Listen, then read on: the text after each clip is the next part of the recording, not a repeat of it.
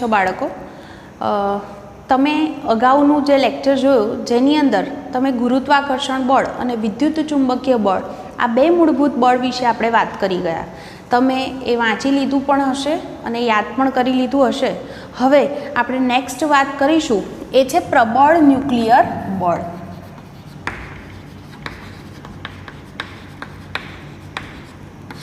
જુઓ, આ જે શબ્દ છે પ્રબળ ન્યુક્લિયર બળ અથવા સ્ટ્રોંગ ન્યુક્લિયર બળ પણ આપણે એને બોલીએ છીએ. તો ન્યુક્લિયર બળ એટલે એની અંદરથી પણ તમને ખ્યાલ આવે કે આ બળ ક્યાં લાગે છે. તો એવું કહી શકાય કે આ જે છે એ ન્યુક્લિયસમાં લાગતું બળ છે. હવે ન્યુક્લિયસ યાદ કરો, તમે જાણો છો ન્યુક્લિયસની અંદર શું છે? તો પ્રોટોન અને ન્યુટ્રોન. ન્યુક્લિયસ પ્રોટોન અને ન્યુટ્રોનથી બનેલું છે. બીજું એ પણ યાદ કરો કે જ્યારે આપણે વિદ્યુત ચુંબકીય બળ ભણ્યા ત્યારે એવું ભણ્યા હતા કે એ બળ વીજભારિત કણો વચ્ચે લાગે છે. તો ન્યુક્લિયસની અંદર પ્રોટોન્સ હોય તો પ્રોટોન વચ્ચે કુલંબીય બળ લાગે તો એ બળ બંને સમાન છે, બંને પ્લસ પ્લસ છે એટલે કે સજાતીય છે. તો એમની વચ્ચે એ જે બળ છે એ તો અપાકર્ષી પ્રકારનું હોય. તો એવું કહેવાય કે એમની વચ્ચે તો આવું અપાકર્ષી બળ લાગે છે. હવે તમે વિચાર કરો કે કોઈ ન્યુક્લિયસ છે, ન્યુક્લિયસની અંદર પ્રોટોન્સ પણ છે અને ન્યુટ્રોન પણ છે. તો પ્રોટોન વચ્ચે અપાકર્ષી બળ લાગતું હોય, ન્યુટ્રોન પાસે તો વીજભાર પણ નથી, છતાં પણ ન્યુક્લિયસની અંદર આ પ્રોટોન અને ન્યુટ્રોન એકબીજા સાથે જકડાઈને રહે છે. તો કોઈક એવું બળ હોવું જોઈએ કે જે એમને ન્યુક્લિયસમાં એકબીજા સાથે જકડીને રાખે છે. અને એ બળ પાછું કેટલું સ્ટ્રોંગ હશે કે પેલું જે એમની વચ્ચે પેલું અપાકર્ષી બળ લાગે છે પ્રોટોન વચ્ચે એનો પણ એ સામનો કરી શકે છે. અને છતાં એ અપાકર્ષી બળની ઉપરવટ જઈ અને એમને એકબીજા સાથે જકડીને રાખે છે જેથી ન્યુક્લિયસમાં એ જોડાઈને રહે. એવું ના થાય તો ન્યુક્લિયસ આખું અસ્થાયી થઈ જાય એમાંથી. પણ એવું નથી થતું. એનો અર્થ કે કોઈક બળ એવું હોવું જોઈએ જે એમને એકબીજા સાથે જકડી રાખે. ન્યુક્લિયસની અંદર આ પ્રોટોન અને ન્યુટ્રોન છે એમને જકડી રાખનારું જે બળ છે એ બીજું કોઈ નહીં પણ એ છે સ્ટ્રોંગ ન્યુક્લિયર બળ અથવા તો પ્રબળ બળ. અને આ બળ પ્રોટોન ન્યુટ્રોનની વચ્ચે પણ લાગે છે. એનો અર્થ એવો થયો કે આ બળ વીજભાર પર આધાર રાખતું નથી. અને આ બળ એટલું બધું સ્ટ્રોંગ છે કે પેલા અપાકર્ષી બળનો પણ એ સામનો કરી જાય છે. તો આવું જે બળ છે એ કોની વચ્ચે લાગી શકે? તો ન્યુક્લિયસમાં જે છે કોણ છે? પ્રોટોન અને ન્યુટ્રોન. તો આ બળ એવું બોલાય બે પ્રોટોન અને પ્રોટોન વચ્ચે પણ લાગી શકે, પ્રોટોન અને ન્યુટ્રોન વચ્ચે પણ લાગી શકે અને ન્યુટ્રોન વચ્ચે પણ આ બળ લાગી શકે. તો આ બધાની વચ્ચે એટલે કે બે પ્રોટોન હોય તો એમની વચ્ચે પણ આ બળ લાગી શકે, બે ન્યુટ્રોન વચ્ચે પણ લાગી શકે આ બળ અને પ્રોટોન અને ન્યુટ્રોન વચ્ચે પણ આ બળ લાગી શકે છે. અને એવું બોલાય કે ચારેય બળોમાં આ સૌથી પ્રબળ બળ છે. ચાર બળમાં સૌથી પ્રબળ બળ કયું? તો યાદ રાખજો એ છે સ્ટ્રોંગ બળ અથવા તો પ્રબળ ન્યુક્લિયર બળ. અને આ જે બળ છે એ લઘુ અંતરીય બળ છે. લઘુ અંતરીય કેમ કીધું? કારણ કે એ માત્ર કયા વિસ્તારમાં લાગે છે? ન્યુક્લિયસમાં. ન્યુક્લિયસ જે છે એ ન્યુક્લિયસ ખૂબ જ નાનું છે. એની જે ત્રિજ્યા છે એ 10⁻15 મીટર આટલી ઓછી છે. એનો અર્થ એવો થયો કે આ બળ બહુ જ નાના વિસ્તારમાં લાગે છે. એટલે આવું જે બળ છે એ કેવું અંતરીય છે? લઘુ અંતરીય. અને એની અવધિ એટલે રેન્જ કે ક્યાં સુધી લાગી શકે તો એવું બોલાય 10⁻15 મીટરના ક્રમની છે. એટલે કે ન્યુક્લિયસની અંદર જ આ બળ લાગી શકતું હોય છે. તો આવું જે બળ છે એને આપણે પ્રબળ બળ અથવા સ્ટ્રોંગ બળ તરીકે ઓળખીએ છીએ. અને આ મુદ્દો ખાસ મગજમાં રાખજો કે આ બળ ચારેય બળોમાં સૌથી પ્રબળ બળ છે. એટલે જુઓ, મૂળભૂત કણ છે પ્રોટોન ન્યુટ્રોન, તો એમની વચ્ચે આ બળ લાગે છે એટલે એને આપણે મૂળભૂત બળ તરીકે ઓળખીએ છીએ. અચ્છા, મને કહી શકો કે ઇલેક્ટ્રોન પર આ બળ લાગી શકે? નહીં, કારણ ઇલેક્ટ્રોન તો ન્યુક્લિયસની બહાર છે. ન્યુક્લિયસની બહાર કક્ષામાં ફરતા હોય છે ને ઇલેક્ટ્રોન, તો ઇલેક્ટ્રોન પર આ બળ લાગી શકતું નથી. એનો અર્થ કે આ બળ માત્ર ન્યુક્લિયસમાં જ લાગે છે એટલે કે ઇલેક્ટ્રોન પર આ બળ લાગતું નથી. પ્રોટોન ન્યુટ્રોન વચ્ચે આ બળ લાગી શકે છે. તો આ જે બળ છે એ બળ આ મૂળભૂત કણ વચ્ચે લાગે છે. હવે એવું માનવામાં આવે છે કે પ્રોટોન અને ન્યુટ્રોન પણ ક્વાર્ક્સ નામે ઓળખાતા કણોના બનેલા છે. એટલે કુલ અત્યાર સુધી આપણને 6 પ્રકારના ક્વાર્ક્સ વિશે આપણે જાણી શક્યા છીએ. અને આવા જે ક્વાર્ક્સ છે એ ક્વાર્ક્સ વચ્ચે જે ફોર્સ લાગે છે એને હવે આપણે મૂળભૂત બળ તરીકે ઓળખીએ છીએ. તો આ વાત હતી સ્ટ્રોંગ બળ વિશે. તો એના આટલા મુદ્દા તમે ધ્યાનમાં રાખજો.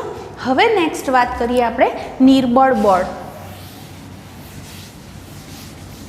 અથવા વીક ન્યુક્લિયર બળ.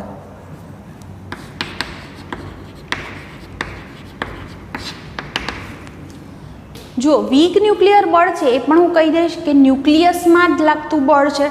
ન્યુક્લિયસની અંદર આ બળ લાગે છે અને આ જે બળ છે એ યાદ રાખજો ન્યુક્લિયસમાંથી બીટા કણના ઉત્સર્જન માટે જવાબદાર છે.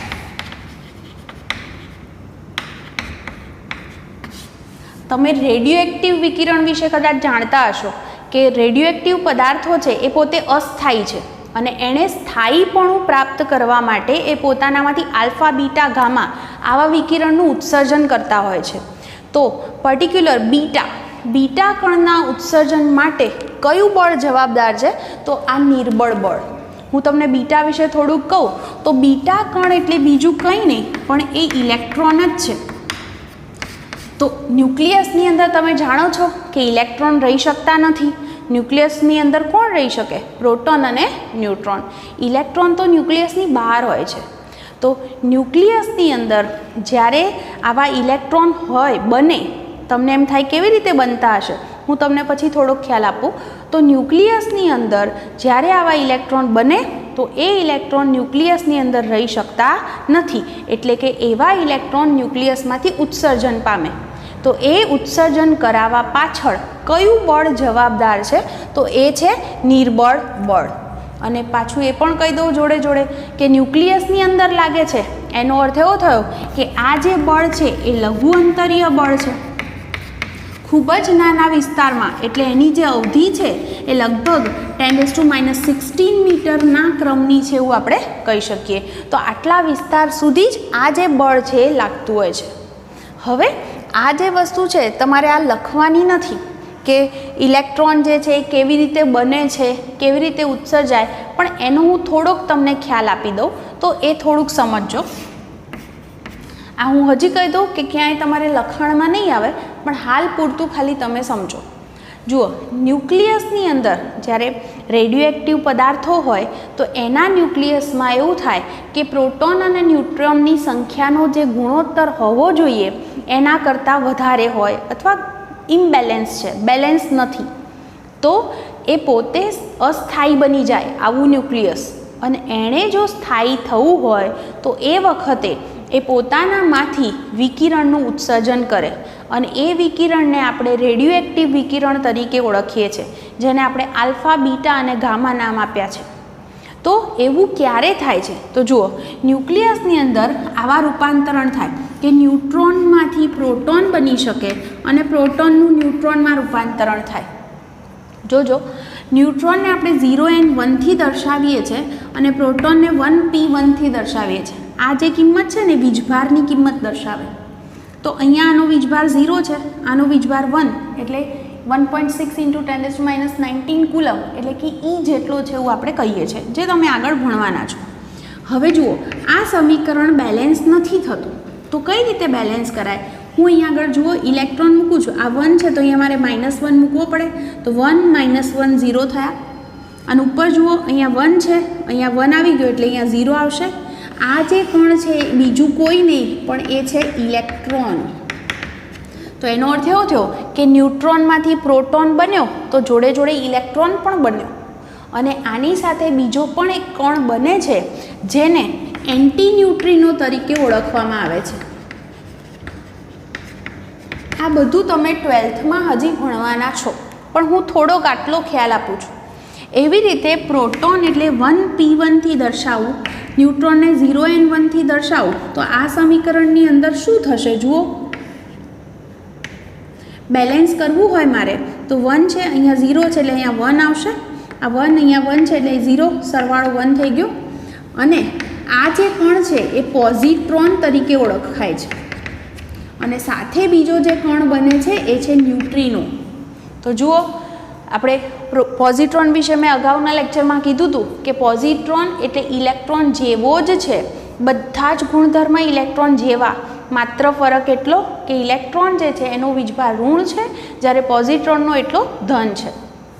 તો ન્યુક્લિયસની અંદર તો પ્રોટોન ન્યુટ્રોન જ રહી શકે છે, મતલબ કે ઇલેક્ટ્રોન પોઝિટ્રોન આ બધા રહી શકતા નથી, એટલે કે એ ન્યુક્લિયસમાંથી ઉત્સર્જન પામે.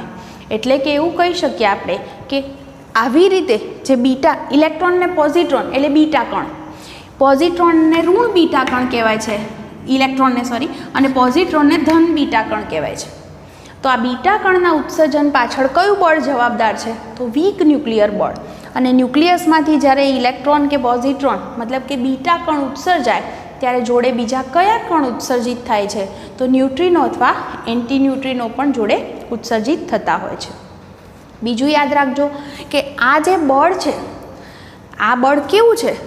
નિર્બળ બળ જે છે એ ગુરુત્વાકર્ષી બળ કરતાં તો પ્રબળ છે, ગુરુત્વાકર્ષી બળ કરતાં પ્રબળ, પણ વિદ્યુત ચુંબકીય બળ કરતાં આ બળ નબળું છે. તો હવે જુઓ આપણે ચારેયની કમ્પેરિઝન કરી દઈએ. તો આપણે એવું કીધું કે ચારેય બળ છે, ચારેયમાં સૌથી પ્રબળ બળ કયું? તો સ્ટ્રોંગ બળ અથવા પ્રબળ બળ આ સૌથી મોટું છે, અને સૌથી છેલ્લો નંબર કોનો આવશે? તો ગુરુત્વાકર્ષી બળ, આવું કહી શકાય. હવે બાકીના બેની વાત કરું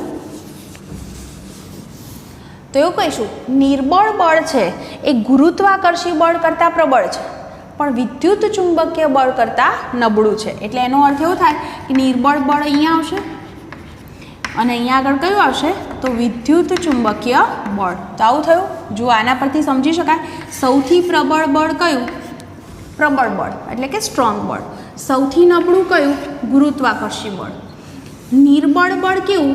ગુરુત્વાકર્ષી બળ કરતાં પ્રબળ, પણ વિદ્યુત ચુંબકીય બળ કરતાં નબળું. હું તમને આ બંનેનો સંબંધ પણ એક કહી દઉં જોડે જોડે કે બે પ્રોટોન વચ્ચે જે વિદ્યુત ચુંબકીય બળ લાગે એના કરતાં પ્રબળ બળ 100 ગણું વધારે છે. વિદ્યુત ચુંબકીય બળ કરતાં બે પ્રોટોન વચ્ચે લાગતું પ્રબળ બળ સ્ટ્રોંગ બળ કેવું છે? 100 ગણું વધારે છે. એટલે કે સૌથી પ્રબળ બળ કયું છે? આ પ્રબળ બળ, પ્રબળ ન્યુક્લિયર બળ એટલે કે સ્ટ્રોંગ બળ. તો આ ચારે ચાર વચ્ચેનો સંબંધ પણ તમે અહીંયા આગળ ધ્યાનમાં રાખજો. તો આ વાત હતી આપણી બળ વિશેની. તો બળ વિશેનો ખ્યાલ તમને ક્લિયર થઈ ગયો હશે.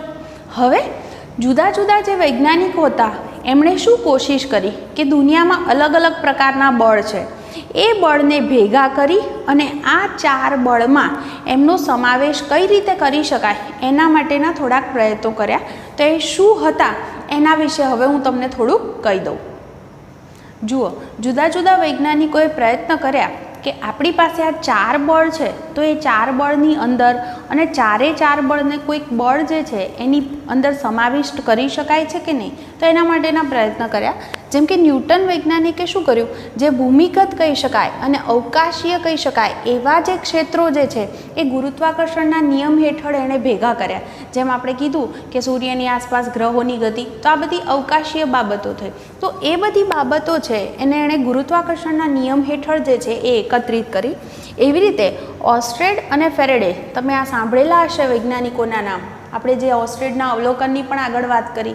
તો એમણે શું કર્યું કે એવું કીધું કે વિદ્યુત અને ચુંબકીય ઘટનાઓ છે એમની અસર એકબીજાથી આપણે અલગ પાડી શકતા નથી. એટલા માટે એ બંને જે છે એ બંને એકબીજા સાથે જ જોડાયેલી છે એવું આપણે ગણી શકીએ. ત્રીજું, મેક્સવેલ નામનો વૈજ્ઞાનિક હતો. એણે રજૂઆત કરી કે પ્રકાશ છે એ વિદ્યુત ચુંબકીય તરંગ છે. પ્રકાશનું સ્વરૂપ તરંગ સ્વરૂપ છે. એ કયું તરંગ કીધું એણે? વિદ્યુત ચુંબકીય તરંગ. તો જુઓ, આની અંદર એણે બે ક્ષેત્ર એકબીજા સાથે એકત્રિત કર્યા છે. પ્રકાશ જે છે એટલે પ્રકાશશાસ્ત્રની વાત થઈ. એવી રીતે અહીંયા વિદ્યુત ચુંબકીય તરંગ એટલે અહીંયા વિદ્યુત અને ચુંબકત્વની વાત થઈ.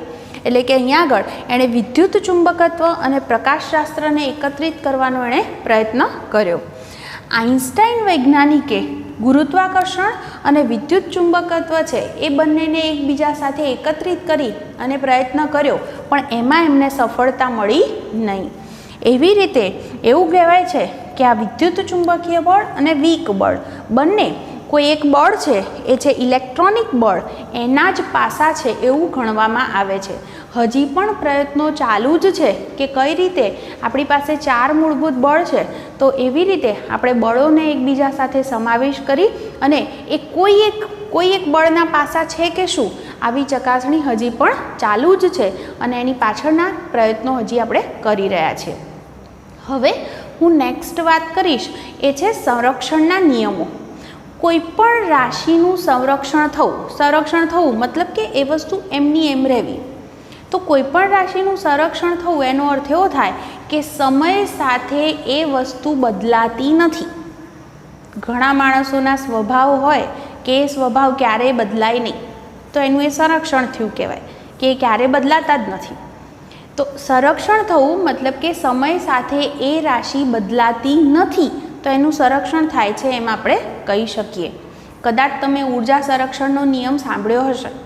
આપણે એવું કહીએ છીએ વિશ્વમાં ઉર્જાનો કુલ જથ્થો અચળ છે.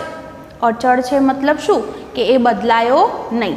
તો વિશ્વમાં ઉર્જાનો કુલ જથ્થો અચળ છે અને એ ક્યારેય બદલાતો નથી. મતલબ ઉર્જા નવી ઉત્પન્ન થતી નથી, ઉર્જાનો નાશ થતો નથી, માત્ર એનું એક સ્વરૂપમાંથી બીજા સ્વરૂપમાં શું થાય છે, રૂપાંતરણ થાય છે. તો એને આપણે ઉર્જા સંરક્ષણના નિયમ તરીકે ઓળખીએ છીએ. એટલે કે કોઈ પણ રાશિ સમય સાથે બદલાતી નથી, તો એનું સંરક્ષણ થાય છે એમ આપણે ગણી શકીએ.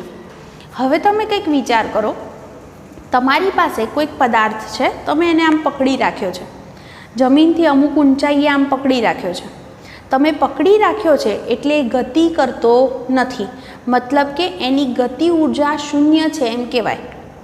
પણ એનું સ્થાન અહીંયા છે, તો આટલી ઊંચાઈ સાથે એની પાસે સ્થિતિ ઉર્જા છે એમ કહેવાય. જે તમે ભણશો mgh, h એટલે હાઇટ, m એટલે એનું દળ અને g એટલે ગુરુત્વ પ્રવેગ 9.8 મીટર પર સેકન્ડ સ્ક્વેર. તો એ એટલી સ્થિતિ ઉર્જા ધરાવે છે.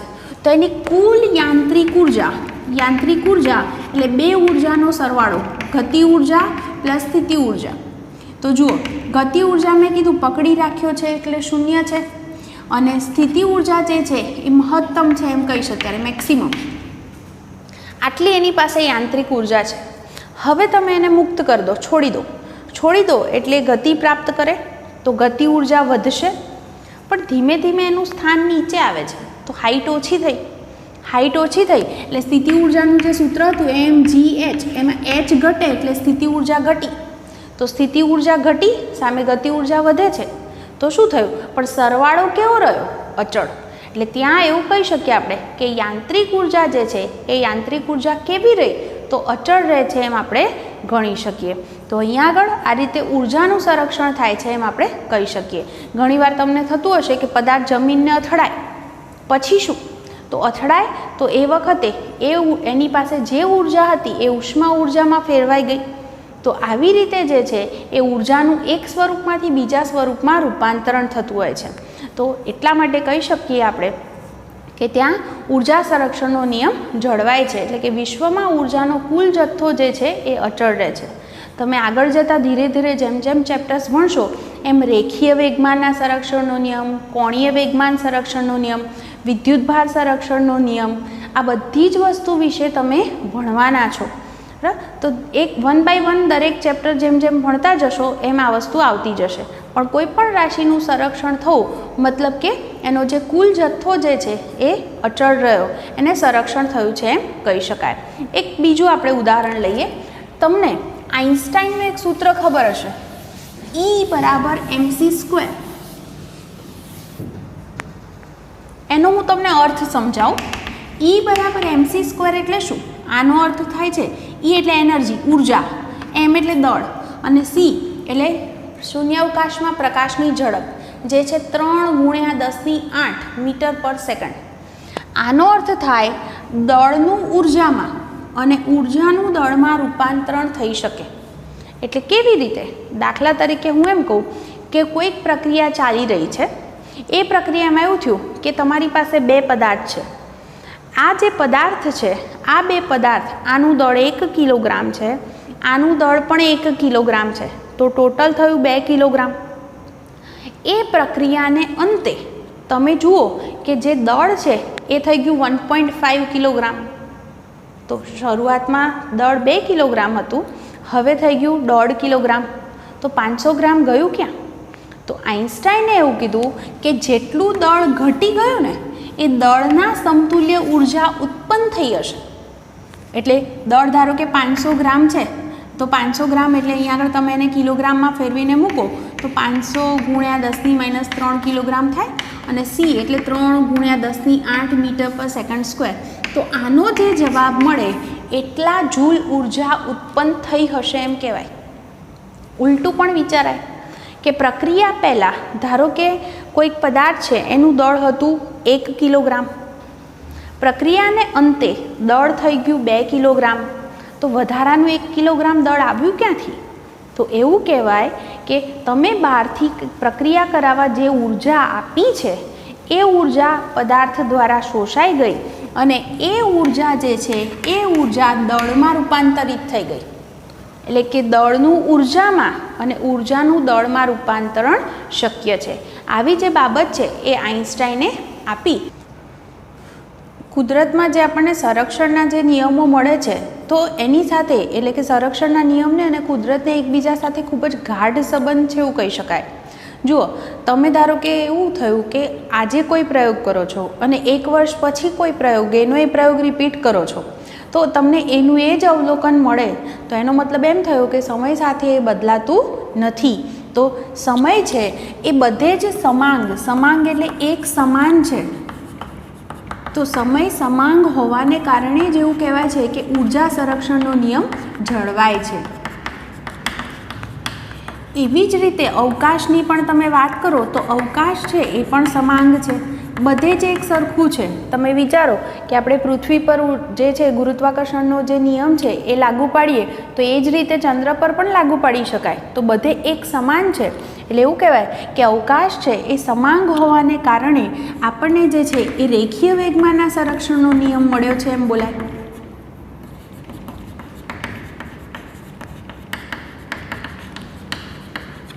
અને એનું જે સમદિગ્ધર્મીપણું છે, સમદિગ્ધર્મી એટલે એને કોઈ ચોક્કસ દિશામાં નથી, એટલે બધી દિશામાં એક સમાન છે એવું આપણે કહીએ છીએ. તો એને કારણે એવું કહેવાય છે કે કોણીય વેગમાનના સંરક્ષણનો નિયમ મળ્યો છે. આ નિયમો તમે હજી આગળ જતાં ભણવાના છો. તો એવું સાથે સાથે કહી દઉં કે સમય જે છે એ એવું કહેવાય છે કે જે વિદ્યુતભાર સંરક્ષણનો નિયમ છે એ કદાચ સમય જે છે એ સમદિગ્ધર્મી હોવાને લીધે હોઈ શકે, પણ હજી પણ આના વિશે આપણે કંઈ જાણી શક્યા નથી કે 100% આના લીધે જ છે કે નહીં. ડિરાક નામના વૈજ્ઞાનિક હતા એ એવું માનતા હતા કે કદાચ વિદ્યુતભાર સંરક્ષણનો નિયમ એ સમય સમદિગ્ધર્મી હોવાને લીધે હોઈ શકે છે, પણ હજી આપણે એ સાબિત કરી શક્યા નથી. તો આટલી વસ્તુ એક ધ્યાન રાખી શકો છો કે અવકાશ સમાંગ છે, એને લીધે સમાંગ એટલે બધે જ એક સરખું, એટલે જે વસ્તુ પૃથ્વી પર લાગુ પડી એ જ બીજે પણ લાગુ પડે છે, તો બધે એક સમાન છે. તો એને લીધે જ આપણને રેખીય વેગમાન સંરક્ષણનો નિયમ મળ્યો છે. અને સમદિગ્ધર્મી એટલે કોઈ ચોક્કસ દિશા નથી, બધી દિશામાં એક સમાન છે, એને લીધે કોણીય વેગમાન સંરક્ષણનો નિયમ જળવાય છે. એવી રીતે સમય સમાંગ છે તો એને કારણે ઉર્જા સંરક્ષણનો નિયમ જળવાય છે. તો એના કદાચ વિદ્યુતભાર સંરક્ષણનો નિયમ એ સમય સમદિગ્ધર્મી હોવાને લીધે હોઈ શકે. તો આ હતું આપણું ચેપ્ટર નંબર 1, જેની અંદર આટલા મુદ્દા છે. અને આ આપણું ચેપ્ટર છે એની અંદરથી આપણે મેઇન 4 મૂળભૂત બળ છે એના વિશે ખાસ ધ્યાનમાં રાખીશું, અને કેટલાક આની અંદરથી જે છે એ ઓબ્જેક્ટિવ્સ બને છે જે તમે મગજમાં રાખી શકો છો. તો આ હતું આપણું ચેપ્ટર.